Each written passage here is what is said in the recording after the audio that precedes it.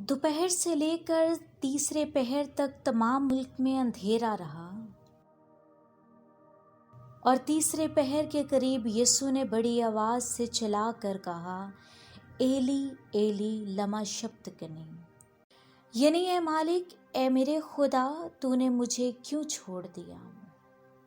जो वहाँ खड़े थे उनमें से बाज ने सुनकर कहा कि ये एलिया को पुकारता है, और फौरन उनमें से एक शख्स दौड़ा और स्पंज लेकर सिरका में डबोया और सरकंडे पर रख कर उसे चुसवाया। मगर बाकियों ने कहा, ठहर जाओ, देखें तो एलिया उसे बचाने आता है या नहीं।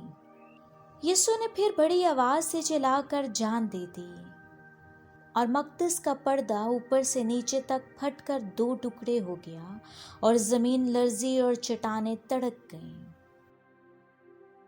कब्रें खुल गईं और बहुत से जिस्म उन मुकद्दसों के जो सो गए थे जी उठे, और उसके जी उठने के बाद कब्रों से निकलकर मुकद्दस शहरों में गए और बहुतों को दिखाई दिए। बस सूबादार और जो उसके साथ यीशु की निगहबानी करते थे भूचाल और तमाम माजरा देखकर बहुत ही डर कर कहने लगे कि बेशक ये खुदा का बेटा था।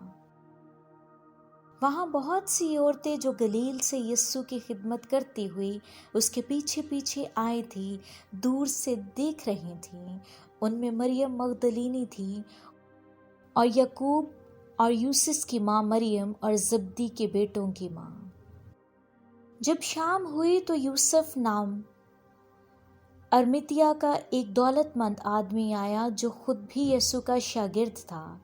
उसने पिलातूस के पास जाकर यीशु की लाश मांगी और पिलातूस ने दे देने का हुक्म दिया।